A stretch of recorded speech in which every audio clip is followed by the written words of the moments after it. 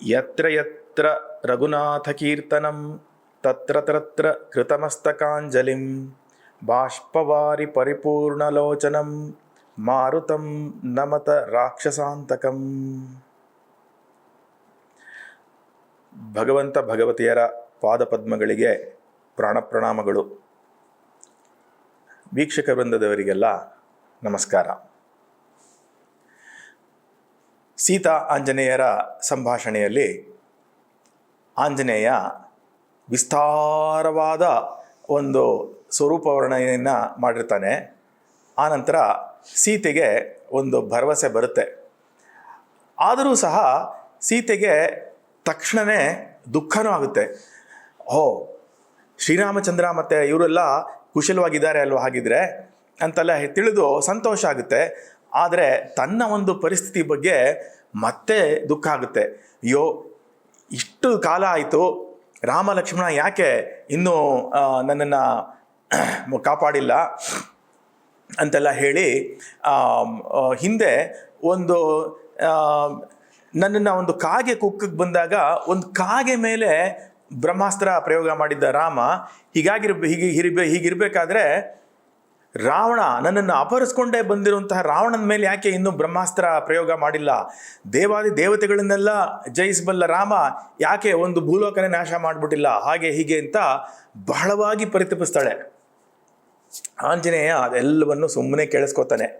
ಇಲ್ಲಿ ಆಂಜನೇಯನ ಒಂದು ಇವತ್ತಿನ ಕಾಲದಲ್ಲಿ ಇಮೋಷನಲ್ ಇಂಟೆಲಿಜೆನ್ಸ್ ಅಂತ ಹೇಳ್ತಾರೆ.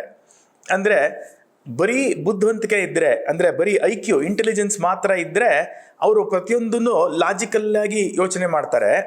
ಆದರೆ ಭಾವನೆಗಳನ್ನು ಸಹ ಗ್ರಹಿಸಿ ಅದಕ್ಕೆ ತಕ್ಕಂತೆ ಪ್ರತಿಕ್ರಿಯಿಸಬೇಕಾದ್ರೆ ಅದನ್ನು ಇಮೋಷನಲ್ ಇಂಟೆಲಿಜೆನ್ಸ್ ಅಂತ ಇವತ್ತು ಬಹಳ ಒಂದು ಪ್ರಖ್ಯಾತವಾಗಿದೆ ಆ ಒಂದು ಕ್ಷೇತ್ರ.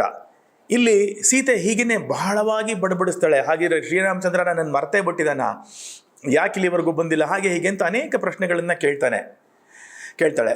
ಆಗ ಆಂಜನೇಯ ಅಲ್ಲಿ ಗುರುತಿಸುವುದು ಸೀತೆಯ ಒಂದು ಹತಾಶೆ, ನೋವು ಮತ್ತು ಒಂದು ಹೋಪ್, ಒಂದು ಆಸೆ, ಇದನ್ನು ಮಾತ್ರ ಗ್ರಹಿಸಿ ಸೀತೆಗೆ ಹೇಗೆ ಸಮಾಧಾನ ಹೇಳಬೇಕೋ ಹಾಗೆ ಸಮಾಧಾನ ಹೇಳ್ತಾನೆ ಅಷ್ಟೇ ಹೊರತು ಲಾಜಿಕಲ್ಲಾಗಿ ಪ್ರತಿಯೊಂದು ಆಕ್ಷೇಪಣೆಗೂ ಉತ್ತರ ಕೊಡೋದಕ್ಕೆ ಹೋಗಲ್ಲ. ಆಗ ಆಂಜನೇಯ ಹೇಳ್ತಾನೆ, ಶ್ರೀರಾಮಚಂದ್ರನಿಗೆ ನೀ ಎಲ್ಲಿದೆಯಾ ಅಂತಲೇ ಗೊತ್ತಿರಲಿಲ್ಲ, ಅದು ಹುಡುಕಕ್ಕೆ ಇಷ್ಟು ದಿನ ಬೇಕಾಯಿತು ಅಂತ ವಿವರಿಸಿ ಹೇಳ್ತಾನೆ. ಅಲ್ಲಿ ಈ ಎಲ್ಲ ಪ್ರಶ್ನೆಗೂ ಉತ್ತರ ಕೊಡೋಕೆ ಹೋಗ್ದೇ ಯಾಕಷ್ಟು ಟೈಮ್ ಆಯಿತು ಅನ್ನೋದನ್ನು ವಿಸ್ತಾರವಾಗಿ ಹೇಳ್ತಾನೆ. ರಾಮನಿಗೆ ಈ ತರಹ ಸುಗ್ರೀವನ ಜೊತೆ ಸ್ನೇಹ ಆಯಿತು, ಆಮೇಲೆ ಸಂಪಾತಿ ತರಹ ನಮ್ಗೆ ಯಾರಿಗೂ ದಿವ್ಯ ದೃಷ್ಟಿ ಇಲ್ಲದೆ ದೂರದೃಷ್ಟಿ ಇಲ್ಲದೆ ಇರೋದ್ರಿಂದ ನಮ್ಗೆ ಯಾರಿಗೂ ದೂರದಿಂದ ಕಾಣಲ್ಲ ನೀನು, ನಾವೆಲ್ಲರೂ ಹುಡುಕೊಂಡು ಬಂದ್ವಿ. ವಾನರ ಸೇನೆ 4 ವಿಂಗಡಣೆ ಆಗಿ 4 ದಿಕ್ಕಲ್ಲಿ ಹೋಗಿದ್ದು, ಇವರು ದಕ್ಷಿಣ ದಿಕ್ಕಿನಲ್ಲಿ ಬಂದಾಗ ಇವ್ರಿಗೆ ಏನೇನೆಲ್ಲ ವಿಘ್ನಗಳು ಬಂತು, ಇವ್ರು ಯಾವುದೋ ಒಂದು ಬಿಲದಲ್ಲಿ ಹೋಗಿ ಅಲ್ಲಿ ಸಿಕ್ಕಾಕೊಂಡಿದ್ದು, ಆನಂತರ ಪ್ರಾಯೋಪವೇಶಕ್ಕಾಗಿ ನಿರ್ಧರಿಸಿತ್ತು. ಆಮೇಲೆ ಸಂಪಾತಿಯ ಒಂದು ಸಹಾಯದಿಂದ ಆ ಸಂಪಾತಿಯಲ್ಲಿ ನೋಡಿ ನಿನ್ನನ್ನು ನೋಡ್ಬಿಟ್ಟು ಹೇಳಿದ್ರಿಂದ ನಾನೊಬ್ಬ ಸಮುದ್ರೋಲ್ಲಂಘನ ಮಾಡಿ ಇಲ್ಲಿ ತನಕ ಬಂದೆ ಅನ್ನೋದನ್ನೆಲ್ಲ ವಿಸ್ತಾರವಾಗಿ ನಿರೂಪಣೆ ಮಾಡ್ತಾನೆ. ಆಗ ಸೀತೆಗೆ ಸಮಾಧಾನ ಆಗುತ್ತೆ.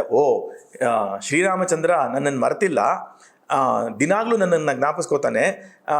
ಮತ್ತು ಇಷ್ಟು ಟೈಮ್ ಯಾಕಾಯಿತು ಅಂದರೆ ಪಾಪ ಅವರು ನನ್ನನ್ನು ಹುಡುಕೋಕ್ಕೋಸ್ಕರ ಇಷ್ಟು ಟೈಮ್ ಬೇಕಾಯಿತು ಅಂತ ಆ ರಾಮನ ಕಡೆಯ ಒಂದು ಸಮಾಚಾರವನ್ನು ಸೀತೆಗೆ ಇಲ್ಲಿ ತಲುಪಿಸ್ತಾನೆ. ಅಂದರೆ ಇಲ್ಲಿ ಭಾವ ಮುಖ್ಯ. ಯಾವ ಭಾವ ಸೀತೆಯಲ್ಲಿ ಉಂಟಾಗಬೇಕೋ ಆ ಭಾವವನ್ನು ಇಲ್ಲಿ ಆಂಜನೇಯ ಉಂಟು ಮಾಡ್ತಾನೆ. ಇದೇ ತಾನೇ ಗುರುವಿನ ಪಾತ್ರ. ಭಗವಂತನ ಒಂದು ಸಮಾಚಾರವನ್ನು ಜೀವಕ್ಕೆ ತಲುಪಿಸ್ಬೇಕು, ಜೀವನ ಸಮಾಚಾರವನ್ನು ಭಗವಂತನಿಗೆ ತಲುಪಿಸಿ ಅವರಿಬ್ಬರು ಒಂದಾಗುವಂತೆ ಮಾಡಬೇಕು. ಅದು ಗುರುವಿನ ಕೆಲಸ. ಅದನ್ನು ಇಲ್ಲಿ ಆಂಜನೇಯ ನಿರ್ವಹಿಸ್ತಾ ಇದ್ದಾನೆ. ಹೀಗೆ ಹೇಳಬೇಕಾದ್ರೆ ಶ್ರೀರಾಮಚಂದ್ರ ನಿನ್ನನ್ನು ನೆನೆಸ್ಕೊಳ್ದೇ ಇರುವಂತಹ ದಿನವೇ ಇಲ್ಲ.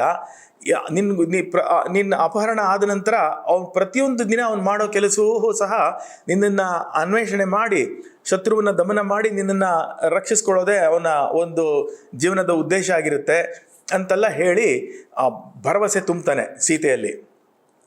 ಅಷ್ಟೇ ಅಲ್ಲ, ಅವಳಲ್ಲಿರುವಂತಹ ಆತಂಕವನ್ನು ನಿವಾರಣೆ ಮಾಡಬೇಕಲ್ಲ, ಅದಕ್ಕೆ ನೋಡು ಇಷ್ಟೆಲ್ಲ ಆತಂಕ ಇರೋದ್ರಿಂದ ನೀ ಏನು ಯೋಚನೆ ಮಾಡಬೇಡ, ನೀನು ನನ್ನ ಬೆನ್ನ ಮೇಲೆ ಕೂತ್ಕೋ, ನಾನು ನಿನ್ನನ್ನು ಹೊತ್ಕೊಂಡೋಗಿ ಈಗಲೇ ನಾನು ಶ್ರೀರಾಮನ ಬಳಿ ನಿನ್ನನ್ನು ತಲುಪಿಸ್ಬಿಡ್ತಾನೆ ಅಂತಾನೂ ಒಂದು ಆಶ್ವಾಸನೆ ಕೊಡ್ತಾನೆ ಆಂಜನೇಯ. ಆಗ ಸೀತೆಗೆ ಸಂತೋಷ ಆಗುತ್ತೆ. ಇಂತಹ ಒಂದು ಪರಾಕ್ರಮದ ಒಂದು ಮಾತನ್ನು ಒಬ್ಬ ಆಡ್ತಾ ಇದ್ದಾನೆ ಅಂತ ತಿಳಿದು ಅವಳು ಭೇಷ್ ಅಂತ ಅಂದ್ಕೊಂಡು, ಆದರೂ ಈಗಾಗಲೇ ಆಕೆ ತನ್ನ ಒಂದು ಸ್ಥಿಮಿತಕ್ಕೆ ಬಂದಿರ್ತಾಳೆ. ಆದ್ದರಿಂದ ಯುಕ್ತಿಯಿಂದ ಆಲೋಚನೆ ಮಾಡಿ ಒಂದು ಯುಕ್ತಿಯುಕ್ತವಾದ ಒಂದು ಉತ್ತರವನ್ನು ಆಂಜನೇಯನಿಗೆ ಕೊಡ್ತಾಳೆ. ನೋಡು, ನಾನು ನಿನ್ನ ಬೆನ್ನ ಮೇಲೆ ಕೂತ್ಕೊಂಡು ಹೋಗೋದಕ್ಕೆ, ಆದರೆ ಬೆನ್ನ ಮೇಲೆ ಕೂತ್ಕೊಂಡ್ರೆ ಅದರಲ್ಲಿ ಅನೇಕ ಅಡಚಣೆಗಳು ಬರುತ್ತೆ. ಈಗ ನೀನು ಬೆನ್ನ ಮೇಲೆ ಕೂತ್ಕೊಂಡಿರೋದನ್ನು ಬೇರೆಯವರು ನೋಡಿಬಿಟ್ರೆ ರಾಕ್ಷಸರು ಅವಾಗ ನಿನ್ನ ಮೇಲೆ ಯುದ್ಧಕ್ಕೆ ಬರ್ಬೋದು. ಆಗ ಅವರು ನನ್ನನ್ನು ಬೆನ್ನ ಮೇಲೆ ಇಟ್ಕೊಂಡು ನೀ ಯುದ್ಧ ಮಾಡಬೇಕು ಅಂತಂದರೆ ನಿನ್ನ ಯುದ್ಧ ಸಾಮರ್ಥ್ಯ ಕುಗ್ಗುತ್ತೆ. ಆದ್ದರಿಂದ ನಿಮಗೆ ಯುದ್ಧದಲ್ಲಿ ಪರಾಜಯ ಆಗಬಹುದು. ಅಥವಾ ನೀನು ಯುದ್ಧ ಮಾಡ್ತಾ ಇದ್ದರೆ ಅವಾಗ ನೀನು ಬೆನ್ನಿನಿಂದ ಕೆಳಗಡೆ ಬಿದ್ದು ಹೋಗಬಹುದು.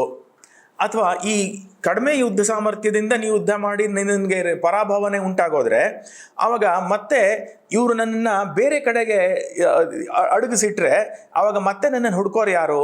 ಅಥವಾ ನಿನ್ನನ್ನು ಪರಾಭವಗೊಳಿಸಿದ್ರೆ ಶ್ರೀರಾಮಚಂದ್ರನಿಗೆ ಇಲ್ಲಿ ಇರುವಂತಹ ಒಂದು ವಿಷಯವನ್ನು ತಿಳಿಸೋರು ಯಾರು ಅಂತ ಎಲ್ಲ ಕೇಳಿ, ಅದು ಸರಿ, ಆದರೂ ಸಹ ನೀ ಇಷ್ಟು ಚಿಕ್ಕವನಾಗಿದೆಯಾ, ನೀನು ನನ್ನನ್ನು ಹೇಗೆ ಬೆನ್ನ ಮೇಲೆ ಕೂರಿಸ್ಕೊಂಡು ಹೋಗ್ತೀಯಾ ಅಂತ ಕೇಳ್ತಾಳೆ.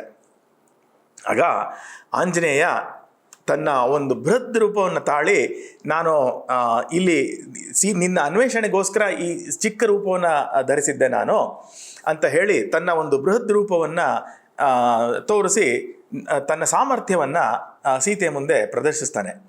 ಆಗ ಸೀತೆಗೆ ನಂಬಿಕೆ ಬರುತ್ತೆ.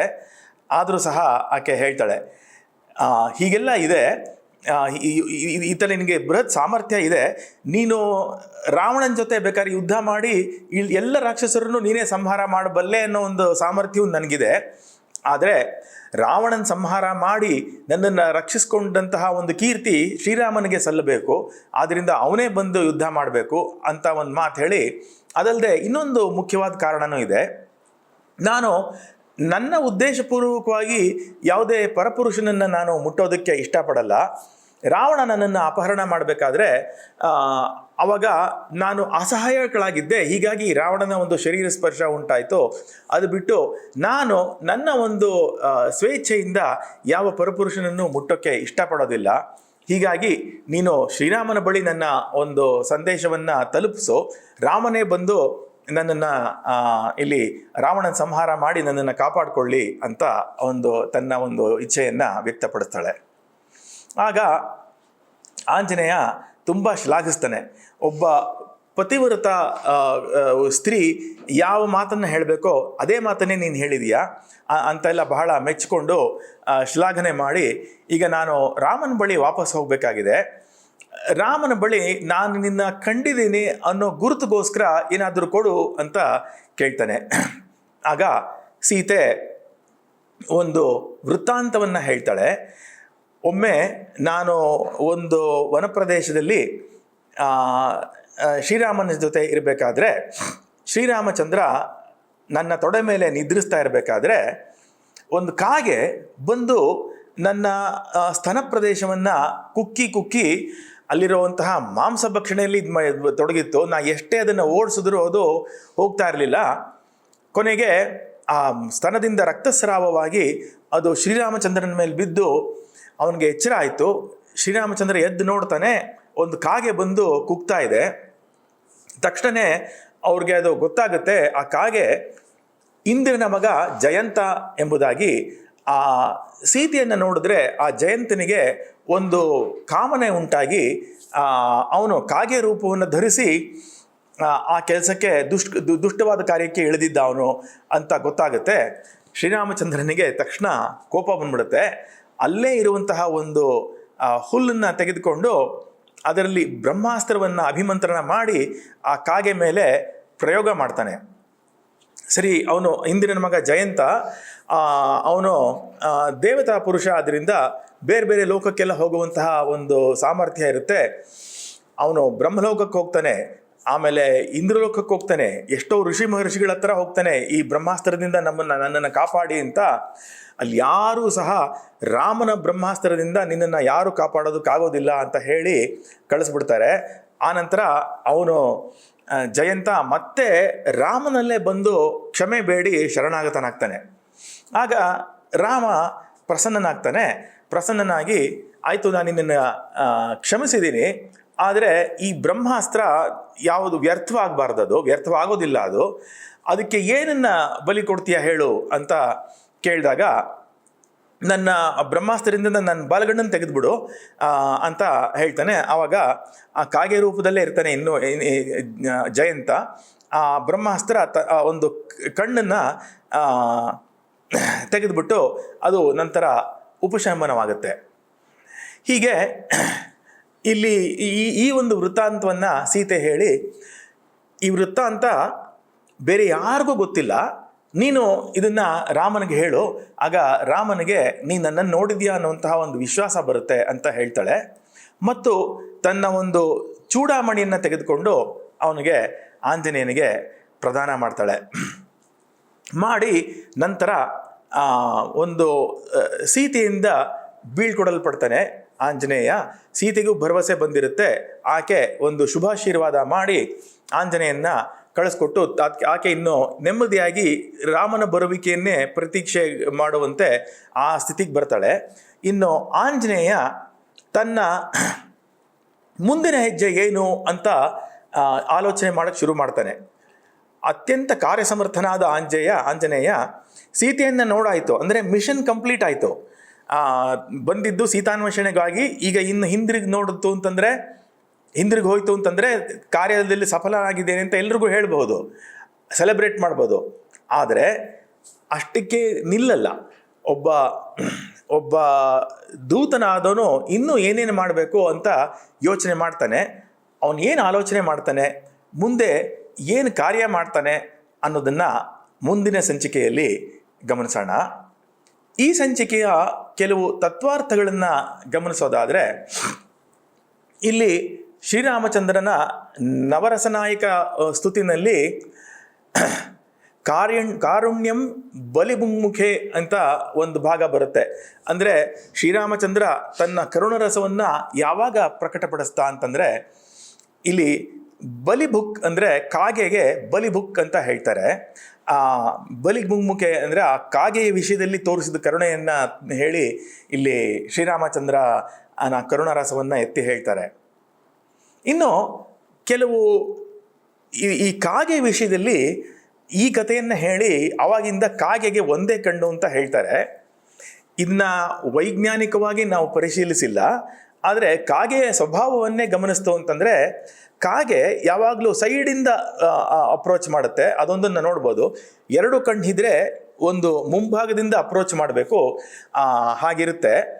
ಕಾಗೆಗೆ ನಾವೇನಾರು ಒಂದು ಪಿಂಡ ಪ್ರದಾನ ಮಾಡಿರುವಾಗ ಇಲ್ಲ ಅದಕ್ಕೇನಾರು ಒಂದು ಆಹಾರ ಹಾಕ್ತು ಅಂತ ಹೇಳಿದ್ರೆ, ಕಾಗೆ ಸೈಡಿಂದ ಬಂದ್ಬಿಟ್ಟು ಹೀಗೆ ನೋಡುತ್ತೆ, ಮತ್ತು ಒಂಥರ ಸೈಡಿಂದನೇ ಕೊಕ್ಕಿಂದ ಅದನ್ನು ಕಚ್ಕೊಳ್ಳುತ್ತೆ. ಈ ಒಂದು ನಡೆಯನ್ನು ನಾವು ಕಾಗೆಯಲ್ಲಿ ಇವತ್ತಿಗೂ ಸಹ ಗಮನಿಸಬಹುದು. ಹಾಗೆಯೇ ಆ ಜಯಂತನಿಗೆ ರಾಮಾಯಣದಲ್ಲಿ ಕಾಕಾಸುರ ಅನ್ನುವಂತಹ ಒಂದು ಹೆಸರಿದೆ. ಯಾಕೆ ಅಂತಂದರೆ, ಯಾವಾಗ ಇಂದ್ರಿಯ ಕಾಮನೆಗಳು ಧರ್ಮಕ್ಕೆ ವಿರುದ್ಧವಾಗಿರುತ್ತೋ ಆಗ ಅವುಗಳನ್ನು ಆಸುರಿ ಶಕ್ತಿ ಅಂತ ಕರೀತಾರೆ. ಇಂದ್ರಿಯ ಶಕ್ತಿಗಳೇ ಅದು ಧರ್ಮಕ್ಕನುಗುಣವಾಗಿದ್ದಾಗ ಅದು ದೈವಿ ಶಕ್ತಿಗಳಾಗಿರುತ್ತೆ. ಧರ್ಮಕ್ಕೆ ವಿರುದ್ಧವಾದಾಗ ಅವೇ ಆಸುರಿ ಶಕ್ತಿಗಳಾಗುತ್ತೆ. ಈ ತತ್ವಾರ್ಥವನ್ನು ನಾವು ಇಲ್ಲಿ ಗಮನಿಸಿ, ಇಂದ್ರನ ಮಗನೇ ಆಗಿರ್ತಾನೆ ಅವನು, ದೇವತಾ ಪುತ್ರ ಅವನು, ಆದರೂ ಸಹ ಇಲ್ಲಿ ಆಸುರಭಾವ ಅವನಲ್ಲಿ ಬಂದಿರೋದ್ರಿಂದ ಆ ಸಮಯದಲ್ಲಿ ಅವನು ಕಾಕಾಸುರ ಅಂತ ಕರೆಸ್ಕೊಳ್ತಾನೆ. ಇನ್ನು ಇದಿಷ್ಟು ಈ ಸಂಚಿಕೆಯ ತತ್ವಾರ್ಥ ಆಯಿತು. ಮುಂದಿನ ಸಂಚಿಕೆಯಲ್ಲಿ ಶ್ರೀ ಆಂಜನೇಯನ ಮುಂದಿನ ಸಾಹಸಗಳನ್ನು ಗಮನಿಸೋಣ ಅಂತ ಹೇಳಿ ಇಲ್ಲಿಗೆ ಮಂಗಳನ ಮಾಡೋಣ. ಹನುಮತ್ ಸಮವೇತಾಯ ಹರೀಶಾಭೀಷ್ಟದಾಯಿನೇ ವಾಲಿಪ್ರಮಥನಾಯಾಸ್ತು ಮಹಾಧೀರಾಯ ಮಂಗಲಂ. ಶ್ರೀರಾಮಚಂದ್ರಾರ್ಪಣಮಸ್ತು. ಶ್ರೀ ವಿಜಯಾಂಬಿಕಾರ್ಪಣಮಸ್ತು. ಶ್ರೀರಂಗಾರ್ಪಣಮಸ್ತು.